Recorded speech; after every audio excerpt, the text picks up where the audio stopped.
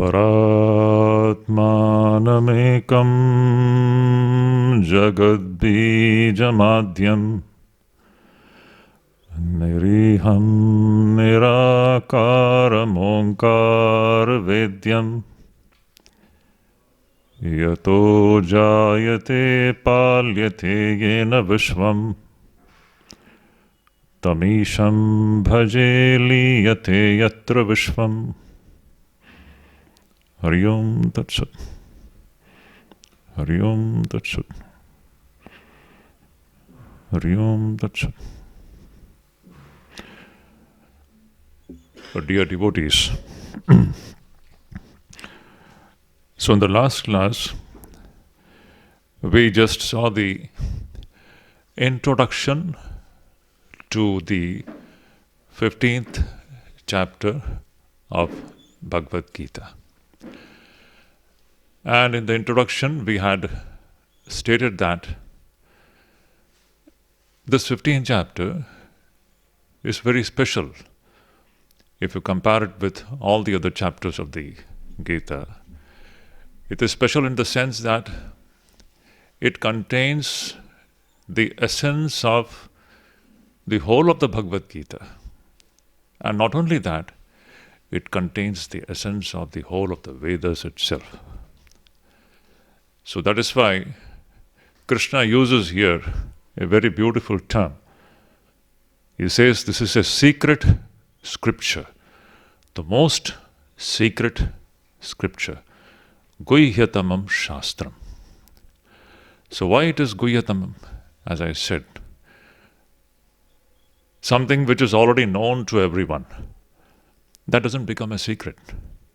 Secret means which is not known to anyone. So what this chapter and the whole of the Vedas and Bhagavad Gita itself deals with is something which is not known to the human beings in general. It's not known. So what is that subject? That subject is the knowledge of the true nature of our own self. The knowledge of the supreme reality. When we talk about supreme reality, it is not something separated from our own self. See, we use different terms to refer to this supreme reality. We may call it God. We may call it, this God itself is a term which has got several connotations. The Semitic idea of God is different. The Vedic idea is totally different. So, in order to understand the true nature of the supreme reality, which we are talking about, that knowledge can come only from the Shastras. And there is no other source which can give us this knowledge. So in that context, we had used the term Shastras. And before I proceed to take up the first verse, I need to shed some more light on this term called Shastra. Last time I felt that I have not sufficiently discussed that term. In the last class, I had stated that something which gives us or presents all the aspects of a certain subject, that can be said to be a Shastra. This is a very general kind of a statement, and from this standpoint, we can say that we have different Shastras. I had given some examples, like we have Artha Shastra, Vastu Shastra, Yoga Shastra, Natya Shastra. These are all different areas, and anything which presents to us a complete picture, dealing with all the aspects of a certain subject, so that can be referred to as Shastra. So this is a very general idea of the term called Shastra. But technically speaking, the term has got a different meaning, another meaning, and that is very important. Technically speaking, Shastra is only one. Vedas alone are referred to as Shastras. This I should have stated in the last class itself, but I am doing it now before we proceed. Now, this point will be clear why I am saying that Vedas alone are the Shastras. The reason is that the technical meaning of this term Shastra is that which tells us something which cannot be known through direct perception and inference. Again, I repeat this point. Shastra is that which tells about that realm, which tells about the true nature of that entity, which cannot be known through our sensory system. So, Shastra is what? In a very technical sense, it means Agyata Gyapakam Shastram. That which is Agyata, or that which cannot be known through our sense organs. So that means Shastra, in a very technical sense, it deals with trans-sensory realm. So that entity which is trans-sensory, which cannot be known through our sensory system, that is what exactly Shastra deals with. Now, the whole of the Vedas, and you may take Bhagavad Gita, Upanishads, they are all Shastras in this technical sense, because here the subject that is being dealt with, it is something which can never be known through our sense organs. So we have different means of knowledge. You see, in a very technical sense, these are all different means of knowledge. How do we gain knowledge in this world? All the knowledge that we have, it is all sensory knowledge. All the vast amount of knowledge that human being has gained and is gaining and will gain in future, it is essentially sensory knowledge. The knowledge that is gained through a direct perception. Now, this is the kind and the characteristic of the knowledge which we have at the physical plane. So, in this comes the whole of the so-called physical science also. They are all gained through a direct perception and the other related means of knowledge called inference and the other means of knowledge. So, Shankaracharya, in his wonderful way, he defines Shastras as Pratyaksha Anumanabhyam Anavagata Ishta Anashta Prapti Parihara Upaya Pradarshanartho Shastram. What does it mean? He says that Shastra means what? Pratyaksha Anumanabhyam Anavagata. That which cannot be known through Pratyaksha Pramana and Anumana Pramana. Means, in short, Shastra deals with that which cannot be known through our sensory system. Pratyaksha Pramana means direct perception, and then inference is related to direct perception. When you see something through your sense organs, then what you are perceiving, based upon that you can make certain inferences. So inference is also a valid means of knowledge, as the direct perception is. So these are all different means of gaining knowledge in the physical plane. So technically speaking, we should understand, Shastra deals with that realm which is trans-sensory. So this is also the reason why Krishna is saying that this Shastram is Guhyatamam. It is the most secret. Why it is secret? Because it is trans-sensory. We have presently absolutely no clue and no idea of anything which is transcending the sensory plane. All the knowledge that we have in this world, it is all sensory. So that is why Krishna says that this knowledge of the Supreme Reality, it is the most sacred knowledge. It is Guhyatamam Shastram. Now you will see that in the first, second, and the third verses. And all the verses which will follow, in that this point will become very clear that here now we are going to deal with something which is not known through our sensory system. It is transcendental to the sensory plane, sense organs. So there is a certain way of acquiring knowledge of this plane that needs to be understood. And that is the whole crux of this discussion. And in that great attainment lies the fulfillment of human life. So we'll slowly come to that point. So this one point which we should keep it in mind before we go ahead. Shastram means that which cannot be known through our sense organs. That is what actually Shastras essentially deal with. So in the last class we had seen that this 15th chapter is the essence of whole of the Gita, and it is also the essence of whole of the Vedas. The Vedas which tell us, Bhagavad Gita which tells us, and this 15th chapter which especially tells us about Bhagavad Tattva Jnanam, the knowledge of the true nature of one's own self. Bhagavad Tattvam doesn't mean something different and separated from one's own self. This point should be repeatedly reminded.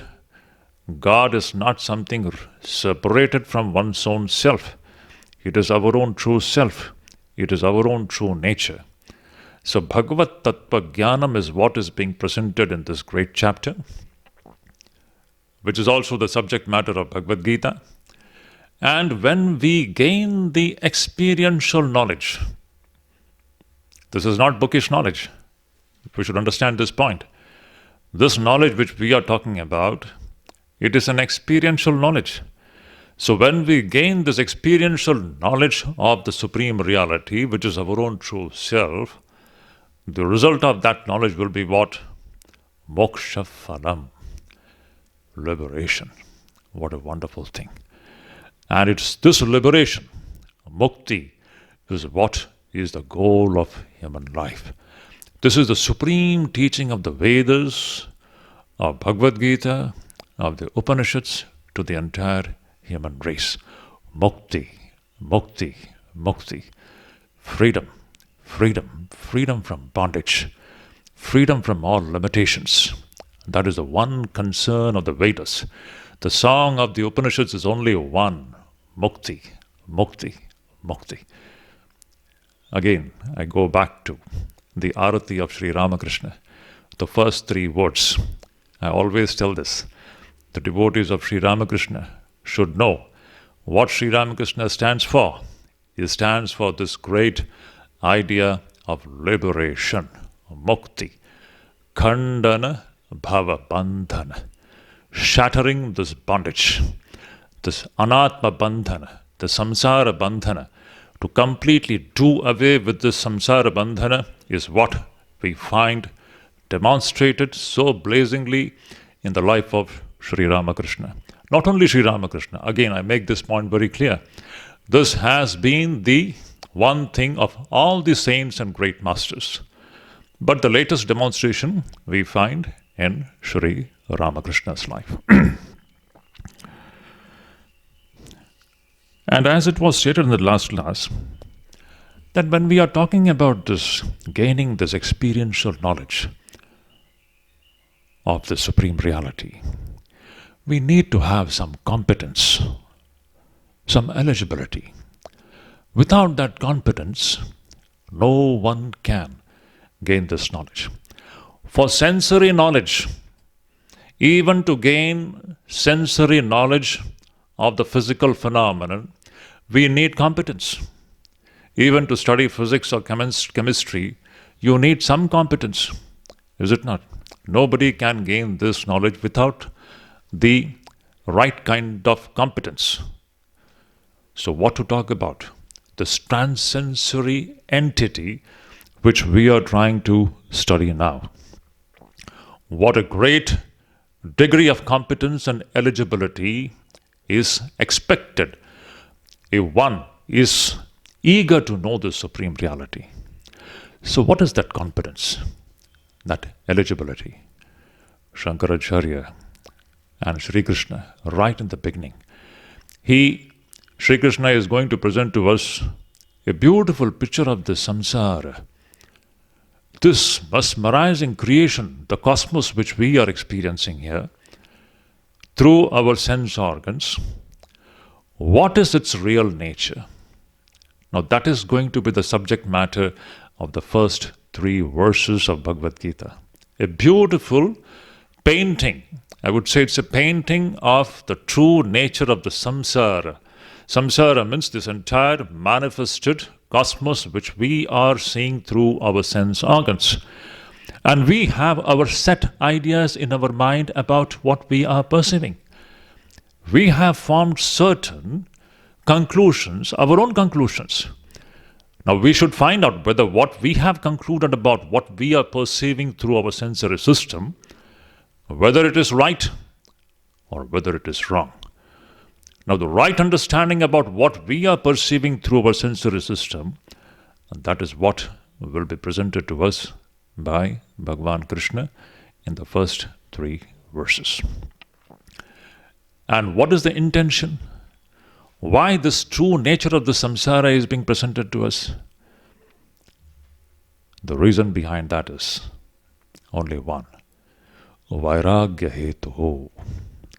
When you understand the true nature of the samsara, again I repeat, when we really comprehend the true nature of the samsara, Vairagya is going to be the result of that. It cannot be anything else. Because we have not understood the true nature of this cosmos which we are experiencing, we have just the opposite of Vairagya. And that is the predicament of the human life on this plane of existence. Why human being keeps on suffering miseries after miseries, miseries after miseries, and hoping against hope for situation to get better and better and better, which is like dreaming and dreaming and dreaming, dream within dream and dream within dream. It goes on, loop within loop, it goes on in a very strange plane of existence which we are experiencing here. So that is what is going to be painted here by Sri Krishna. The real nature of this cosmos which we are experiencing, when we comprehend it properly, understand its true nature, the outcome of that comprehension will be only one and only one, Vairagya. And when we have this Vairagya, then alone we become competent to understand that transsensory entity which Vedas deal with. That supreme reality which we are going to talk about, which Bhagavan Krishna is, that is the central theme of Bhagavad Gita. That is the central theme of the Upanishads. That is the central theme of Hindu Dharma. This transsensory verity, an entity which is referred to by different terms, doesn't matter. We should not be confused by the usage of different terms. But there is one entity which is beyond the sensory realm and which is at the root of this entire mesmerizing cosmos and creation which we are experiencing. To gain the knowledge of that, we need to have competence and eligibility. And that competence is Vairagya.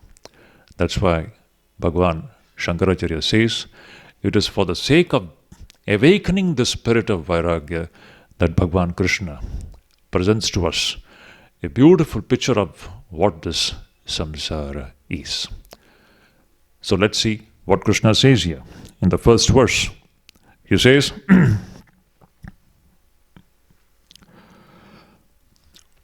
Urdhva moolam adhashakam ashvatham prahuravyayam chandansi yasya paranani yastam veda sa vedavat. What does it mean? It says that there is an Ashwatha Vriksha. Ashwatham literally means the people tree. The people tree.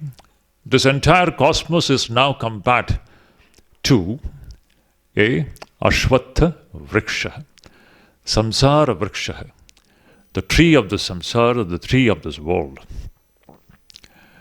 Usually, the tree has got its roots inside the earth. The root of the tree is inside the earth. This is what is the normal picture of a tree that we have.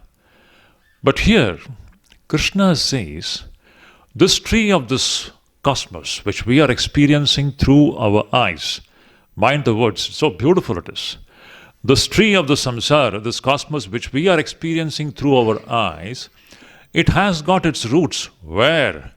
Urdhvam. Literally, urdhva means upward.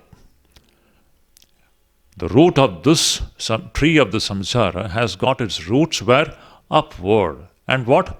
Shakha, adha, adhashakam. And its branches, shakha means branches. Its branches are downward. Now, when Krishna is using these two terms, upward and downward, it is not literally in a physical sense that something is upward and something is downward. No, that is not the meaning. Here, upward means superior and downward means inferior. Now, what do we mean by the root of the samsara which we are seeing? It is upward means it is superior. What is the root of this samsara? Root of the samsara is, Shankaracharya says, Brahman associated with Avyakta Maya Shakti. Avyakta Maya Shakti Mat Brahma. He uses a beautiful term. Avyakta Maya Shakti Mat Brahma. That is the root of this entire cosmos which we are experiencing through our sense organs. So what it refers to is the causal state of this creation. Brahman associated with Maya is the causal state. And it is from this causal state that this manifestation has come about. So this manifested state is the effect. And this effect which we are experiencing through our sensory system, it has proceeded from a causal state which is invisible. It is transsensory. As I said, again, going back to the term called Shastra. Shastra deals with that which cannot be known through our sense organs. So right in the beginning, Krishna is hinting at the root of this mesmerizing creation, the root of this absolutely perplexing and confounding cosmos which we are experiencing through our sense organs. Where is its root? Its root lies in something which is invisible, which is causal state. The manifested state is visible. It is visible to our sense organs. But the root of this is invisible. Now, who knows this invisible root of this creation? Anyone? No one knows about it. That is why it is what? It is Guhyatamam. Another meaning of Guhyatamam is something which is hidden. The truth behind this perplexing creation is, actually speaking, it is not perceptible to our sense organs. It is hidden. That is why it is Guhyatamam. So this truth, the root, which is the causal state, which is invisible, which is the unmanifested state, it is from that unmanifested, invisible, causal state that this manifestation and the visible universe proceeds. And compared to the causal state, the effect of that cause is always inferior. The causal state is always superior. This is simple physical laws. The cause is always superior. Why it is superior? Because without the cause, there cannot be an effect. The effect proceeds from the cause. And in that sense, the cause is superior and the effect which proceeds from the cause is inferior. So that is the meaning of upward and downward. It refers to Utkrishta and Nikrishta. Shankaracharya says, this moolam is Utkrishta, this root of this entire creation, which is Brahman associated with Maya Shakti. In short, it means Saguna Brahman. This Saguna Brahman, which is invisible. See, we are not actually speaking knowing that we all of us, we have proceeded from that Saguna Brahman. This knowledge is not known to anyone in this creation. We are all only experiencing the effect of that Brahman associated with Maya Shakti. We are only seeing the visible part of it. We are only seeing the manifestation. We have no clue about the unmanifested, invisible root of this creation. Again, going back to that definition of beautiful definition of Shastram. What is Shastram? Agyata Gyapakam. Shastram means that which tells us about that which is agyata, that which cannot be known through our sense organs or any of other sensory apparatuses. That knowledge has to come through Upanishads and Upanishads alone. In fact, no other literature in the world, which includes all the so-called the physical sciences and all the discoveries that have been made at the physical plane, they cannot give any knowledge, any information about this trans-sensory realm. Because all the searches of the so-called physicists, they're all through the sense organs. That is why I don't want to go into the details of that issue. There are any number of physicists in the West who have been deeply influenced and impressed by the great ideas of the Upanishads in the modern times. I don't want to take the names of that, but there have been many so-called physicists, because no matter what developments and advancements the physics makes in this realm, but the root of this creation, it was perplexing, it is confounding, and it will remain a mystery to the physicists and the physical world. That knowledge about the true root of this creation, that can come only from the Shastras. Shastras means that which deals with the trans-sensory entity. There is no other means of knowledge to understand what is behind this perplexing creation that we are experiencing. So Krishna says, this Ashwatha Vriksha, this tree of samsara, it has got its moolam, where? In the causal state, in the invisible state. And it is from that invisible, unmanifested causal state that the manifestation has proceeded. So, Urdhva Moolam and Adhashakam. It is not upward and downward. You can say it is from the causal state to the manifested state. You can say it is from the extremely subtle state to the gross state. Or you can say that it is something which is inside and outside. What is inside us is the causal state from where we ourselves have proceeded. We have absolutely no clue about it. All of us, we have proceeded from a causal state which is not different from our own true nature. It is from there the whole thing has proceeded. So upward and downward doesn't mean upward and downward in a physical sense. It means inward and outside, subtle and gross, invisible and visible, unmanifested and manifested, causal and the effect of cause. This is the meaning of upward and downward. So Krishna says that there is a wonderful, this tree of the samsara has got its roots in the unmanifested, which is upward, and it is branching forth from there. And that branching forth outside into the gross manifested world is what is referred to as downward. Urdhva Moolam Adhashakam. Now when it manifests from the unmanifested state, from the invisible, in the process of becoming visible, it goes through different stages of evolution. You see, it's so scientific. The whole idea of evolution comes here. These are all the experiences of the rishis, remember. None of these things are imaginary or theories. This is a literal experience of the great masters. So there is something called evolution from the invisible to the visible, an evolution from the unmanifested to the manifested, an evolution from extremely subtle, beyond the sensory realm, from that subtle realm to the gross world which we are experiencing in the form of you and I. What a mysterious thing it is. How has it evolved? From that causal state, which is invisible, the first manifestation, technically speaking, it is referred by a term called Hiranyagarbha. I won't be going into the details of these terms. It is enough you just listen to it. These are all the different stages of evolution which happens in the course of the manifestation of this world from an unmanifested state.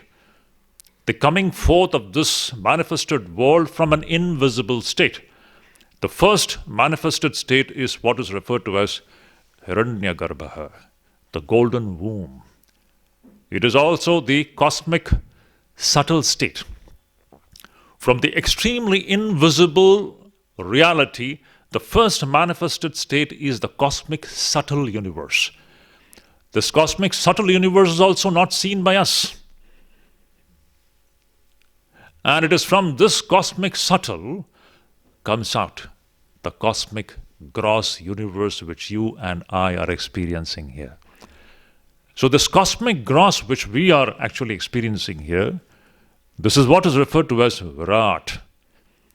So from the causal state which is referred to as Avyakta, so the beautiful scientific terms, the terms are so scientific, pure science, Avyakta, unmanifested, transcendental, invisible. From that avyakta state comes this first vyakta or abhivyakti. The first manifestation which comes out is the cosmic subtle state which is Hiranyagarbha. And from that cosmic subtle state comes out that which is referred to as Virat, the cosmic gross. Now, all the physical science which we are talking about, they are all our strivings only at the plane of the cosmic gross Virat state. Behind this Virat, there is an immensely, unimaginably vast realm of the cosmic subtle. And behind the unimaginably vast cosmic subtle, there is totally a transcendental verity called the cosmic causal. About these two realms, the physicists have absolutely no idea. So-called all the physical sciences, they are all just the strivings of the human mind at the grossest plane. Yet they are wonderful discoveries. We are not underestimating or depreciating the value of what they have done. But at the same time, we need to understand the nature of their strivings and at the level at which the striving is going on. All the strivings of the physicists and so-called physical scientists, it is happening at the level of the cosmic, gross and Virat. So what is behind that is a cosmic subtle. And what is behind that? The cosmic causal. Now remember, the truth that we are going to discuss, that truth is actually even beyond the cosmic causal. So what we are going to now, this Bhagavad Tattva Jnanam, so can you imagine the subtlety of the whole discussion? That is why this is Guhyatamam Shastram. That verity which we are going to talk about, again, when I talk that verity, my finger goes up. It's not up, it's here. Whenever we talk about God, it's become so natural that we always refer to God as, no, it's not that, it's here. Right in the depth of our own being. That is, it's a great adventure in which the man, the human soul, seeks one's own true nature. And that is beyond this gross and subtle and even beyond the causal state, which is referred to here as Moolam. So what is referred to as Moolam, root here in the first verse, Krishna says, of this mesmerizing samsara that we are experiencing here, its root lies in the cosmic causal state, avyaktam. Brahman associated with Maya. So, Urdhva Moolam Adhashakam. And we have seen how this samsara evolves from the subtlest to the grossest plane. In between, there are different manifestations, from subtle to gross and from gross to grosser. And finally, this is the grossest plane that we are experiencing here. Now, the thing is that we are now fully engrossed in this gross samsara. We understand only this and this. And we have taken this to be absolutely true and real. Now, many question marks will be kept. Many questions will be placed before us. Now, that is the whole investigation. This is an investigation in which you need a highly scientific mind. No imaginations, no place for any imaginations, no place for any cock and bull stories here. You need a very highly investigative and scientific mind and boldness to accept certain truths and facts. As long as we are taking this gross world alone to be absolutely existing in itself,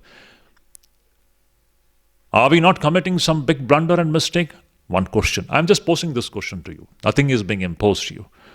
You have to think for yourself and find out whether this is something which we have to probe into or not. That is what actually defines the human beings. What is human being if he or she doesn't think, if he or she doesn't investigate, and not to be simply just floating in an imaginary world with some imaginary conclusions which have got no basis in truth and reality. So the question is, what is real? This world at the gross plane which we are experiencing, is it actually real? Our understanding about this world, what we have understood about it, and based upon that understanding, we are dealing with it. We are handling it.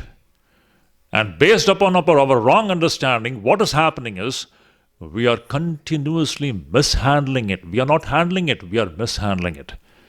And that is the cause of unending suffering of the human being. When the true wisdom comes, when you understand the moolam of the samsara, when you understand that invisible state which is not visible to our sensory plane, then from that vantage point, you will gain a tremendous capacity to handle this so-called, the world which you are perceiving through our sensory system. So that is a wonderful gain which is awaiting us, which is going to come into our lives when we gain the knowledge of that so-called the invisible and transcendentary plane of existence, which is referred to as Bhagavad Tattva Jnanam, which is Gohyatamam, which is the most secret thing, hidden thing in this creation. So, Urdhva Moolam and Adhashakam. Then comes another beautiful term, Ashwatham. Beautiful term. What is the meaning of this term, Ashwatham? See, every term is so scientific. Ashwatham. Ashwatham, this term is also the name of a tree. We all know Ashwatha Vriksha. English, it is known as people tree. So, people tree, Ashwatham. But the real meaning of this term, Ashwatham, is what? Ashwatham. Means that which does not last for the next day. Shwa means next day. Sanskrit, the term Shwa means the next day. Stha means last. So that which does not last even for the next day. Now, it is not the question of next day in a literal sense. What it means is that something which does not last even for the next moment, which is continuously changing, which is Kshana Pradhvansinam. Shankaracharya says Kshana Pradhvansinam means which is getting destroyed every moment. It is Drishta Nashta Swabhavaha. Drishta Nashta Swabhava. Shankaracharya says beautiful terms. Even when we are perceiving something through our sense organs, even when we are engaged in the act of perception, even at that time, the thing which we are perceiving is already getting destroyed. Drishta Nashta. Even when we are engaged in the act of darshanam, even while doing that, that object which you are seeing, it is already getting destroyed. Drishta nashta svabhava. This is what is happening even now. I am seeing you and you all are looking at me. Everything, it is getting destroyed. It is drishta nashta svabhavam. This is the nature of this gross universe which we are experiencing through our sensory system. Not only the gross, even the subtle. Everything is drishta nashta svabhava. So beautiful. Even in the act of perception, the object which we are perceiving, it is getting destroyed at that very moment. The question is then, where is the object that you are perceiving? Do objects really exist by themselves? We are just seeing a mass or a stream of change. We are just experiencing a stream of change. Pratikshanam anyatha svabhavaha. What are we experiencing? Where is the entity? Something which is just a stream of change. The question is, where is the entity called the world? We are constantly experiencing only a stream of change which we have concluded to be real by itself. Now, these are the questions which are being placed before the seeker of truth. If you are a seeker of truth, you have to find out the answer for yourself. Nothing is being imposed. Certain propositions and statements are being kept before you. And towards the end, Krishna will say, see, I have told you what I want to tell about the Supreme Reality. Now it is left to you. You want to pursue this path, you can pursue. It's left to you. Yatha ichhasi tatha kuru. I have told you the Supreme Truth, the reality. Now it is left to you. You want to carry this investigation forward? Do it. You will come to the conclusion through an experiential understanding about the Supreme Reality. So that is the great idea here. So ashvatham, this samsara is what? Ashvatham. It is continuously changing. Pratikshanam anyatha svabhava. And this kind of samsara, which is rooted in an invisible dimension and which gets manifested in this perplexing and extremely mesmerizing form, it is continuously changing. It is ashvatham. It is continuously getting destroyed. This kind of samsara is referred to as avyayam. Avyayam means imperishable. It is imperishable. As long as we don't gain the knowledge of the Supreme Reality, the samsara will continue for you and me. There is no escape. So beautiful. As long as we don't gain the knowledge of the Supreme Reality, which is our own true self, so long this samsara is bound to continue. It is imperishable. It is avyayam. So the goal of human life is to strive to gain the knowledge of the true nature of the Supreme Reality, which is also the true nature of our own self, and by that knowledge put an end to this perplexing thing which we are experiencing, in which we are caught, in which we are bound. So urdhva moolam, adhashakam, ashvatham, prahu, avyam. Prahu means it is said. It is said by the great masters that this tree is avyayam. So beautiful. Every term is so beautiful. Urdhva moolam, adhashakam. Urdhva moolam, adhashakam. Ashvatham, avyayam. This samsara has got its roots in the invisible. From the invisible, it becomes visible. And this visible, this invisible to visible, from the unmanifested to the manifested, is the whole range of samsara. See, it is not only the question of the gross samsara. Remember, samsara starts from the invisible to the visible. The whole range is samsara. Cosmos includes everything. The cosmos which we are talking about, it includes the causal state, the subtle state, and the gross state. The three together is what is referred to by the term samsara vriksha. This tree of the samsara, which is constituted of the causal state, the subtle state, as well as the gross state. Three together is what is the samsara. And this samsara is what? It is ashvatham. It is transitory. It is ephemeral. It is getting destroyed even when we are perceiving it. Pratikshanam anyatha subhavaha kshana pradvansinam trishna nashta swarupaha. It is getting destroyed even when we are perceiving it through our sense organs. And this samsara is avyayam. This will continue. If we don't question, if we don't start the process of self-inquiry, this will go on endlessly. There is no end to it.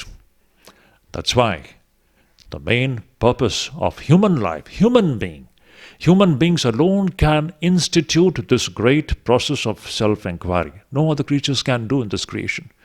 We alone are gifted by nature to institute this great inquiry about the Supreme Reality.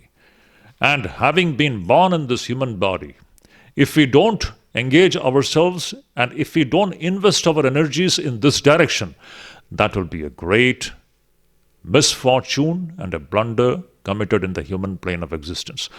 Human plane. At this human plane, in this human body, a male body, female body, the main purpose of this human birth is only one and only one. That is to know this true nature of the Supreme Reality and get liberated. So we have seen Urdhva Moolam, Adhashakam, Ashvatham and Avyayam. And then what? Chandansyasya Paranani. Now, just like in tree, we have leaves. What is the role of the leaves in a tree? It is the leaves which actually protect the tree, is it not?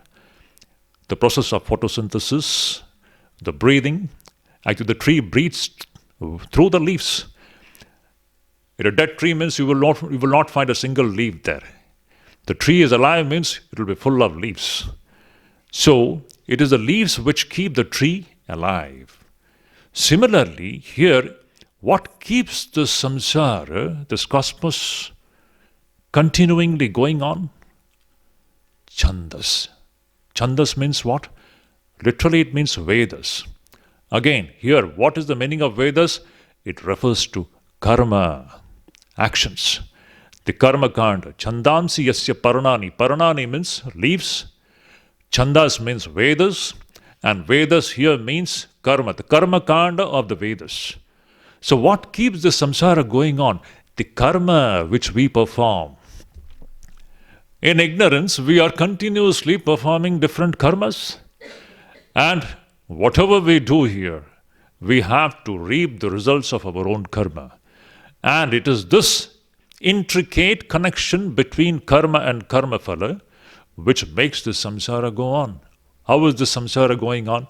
Every human being, every jiva is performing karma and reaping the fruits of one's own karma, and in this way, this samsara is nicely flourishing and becoming stronger and stronger.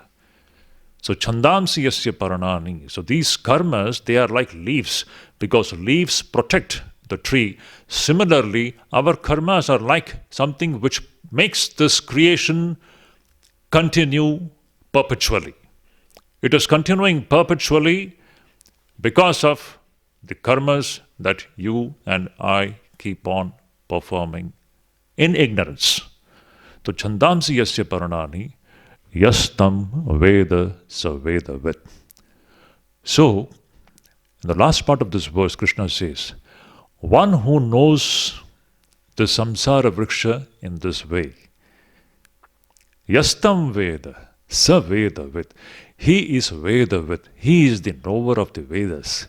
He has understood the secret of this creation. So beautiful. Now, Krishna says here that this samsara is compared to a tree. You can just imagine. You might have seen a huge banyan tree.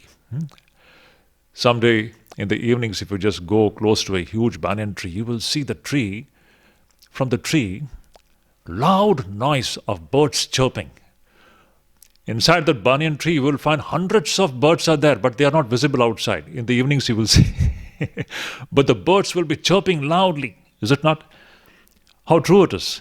Similarly, in this samsara vriksha, you see, you and I are all like birds, perched on different branches, and continuous chirping is going on. Is it not? What a beautiful picture it is. In this samsara vriksha, just like in the banyan tree, you will find it is full of birds, and the birds are chirping loudly. Is it not? How true it is. Similarly, in this samsara vriksha, you see, this is just like a tree in which we are sitting on different branches, and the human beings, and not only human beings, but all the creatures, we are continuously chirping. We are jumping from one branch to the other branch. We are busy eating the fruits of that tree. Sort of beautiful imagery here Krishna gives to us, the nature of this samsara vriksha, in which the human beings and all of the jivas are perched on the different branches, and they are busy eating bitter and sweet fruits. And now, if we think that this is the reality, if we take the samsara vriksha to be true as we are experiencing it, we are making a big mistake. Now, we need to go to the roots of the samsara vriksha to unravel the mystery of the samsara vriksha. And that is why, as Shankaracharya says here, why this beautiful picturization of samsara vriksha right in the beginning? Why? Vairagya hetu. When we understand the true nature of the samsara vriksha, how just like birds perched on the tree, busy chirping, busy jumping from one branch to the other branch, busy eating bitter and sweet fruits, and expecting to eat more and more fruits, and in the process one day it dies. Again it is born on that very tree. Again it dies. Again it is born. Similarly, on this samsara vriksha, every human being, every creature, we are dying and we are being born again and again. We are dying. Again we are born in another body. In every life we are busy eating fruits, sweet and bitter. We are busy chirping and chirping and chirping and chirping. That is the destiny of the human being on the samsara vriksha. Again, as I said, several questions are there in this. What is the true nature of the samsara vriksha? What is the true nature of the human being? The true nature is all in the root of the samsara vriksha. That root is what? Is what is referred to as urdhva moolam, which is invisible, which is not visible to us. As long as we don't gain the experiential knowledge of that invisible root of the samsara vriksha, as long as we don't gain that experiential knowledge of the invisible root of our own self. This root is not the root only of the samsara vriksha which we are seeing through our sense organs. It is also the root of you and me. As long as we don't gain that experiential knowledge of our own roots, there is no end to the misery and suffering of the human being.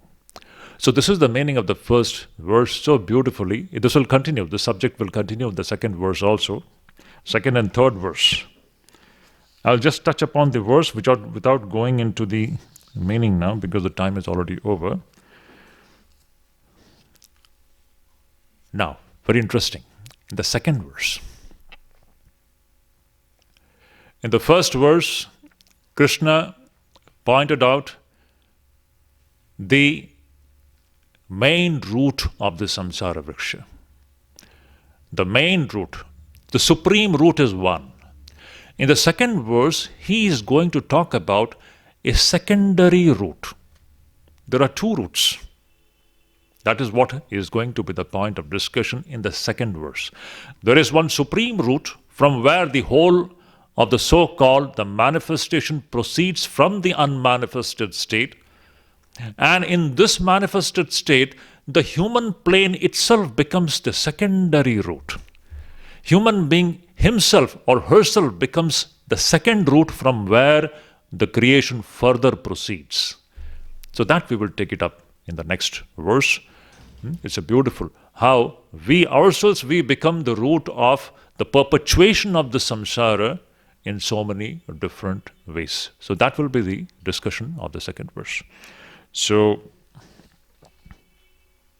Just to sum up today's discussion, as I said, it all again goes back to that beautiful word called Shastram. As I said, what is the Shastram? Shastram deals with something which we as human beings cannot understand through our sense organs. Technically, the meaning of Shastram is that Agyata Gyapakam Shastram, that which cannot be known through the means of knowledge called direct perception and inference. Shankaracharya says, that can be known only through one means of knowledge, which is Shastram, which refers to the Upanishads and the Vedas. Vedas' main topic of discussion is something which is not known through our sense organs.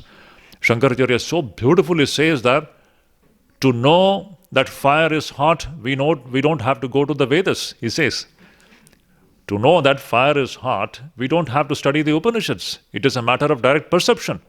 So why do we study Upanishads? Because Upanishad deals with something which cannot be known through our sense organs.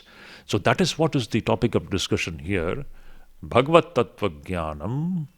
And while discussing this Bhagavad Tattva Jnanam, Krishna says, first we need to understand the nature, the true nature of this extremely perplexing and mesmerizing world or samsara that we are experiencing through our sense organs.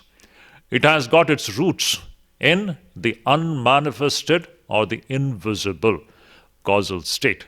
That causal state is Brahman associated with Maya. It is from that Brahman associated with Maya, which is invisible, which is causal, that this gross universe has proceeded or evolved in different stages of evolution. So scientific it is. And this manifested universe is what? It is Ashwatham. This entire universe is Ashwatham, such a beautiful term. That which is continuously getting destroyed even when we are perceiving it. How true it is. Even when we are experiencing this world, it is continuously getting destroyed and it is passing away. How true. And it is avyayam. It will go on like this as long as we don't start the process of self-inquiry. And this continues like this owing to our own karmas. Chandansi yasya paranani. Our own karmas, they are like leaves on a tree. The leaves protect the tree. Similarly, our karmas, because of our karmas, the samsara keeps on going on. In this way, one who understands the samsara vriksha, he is a Vedavit. He is the knower of the Vedas. Let us stop here. Om Shanti Shanti Shanti Hari Om Tat Sat.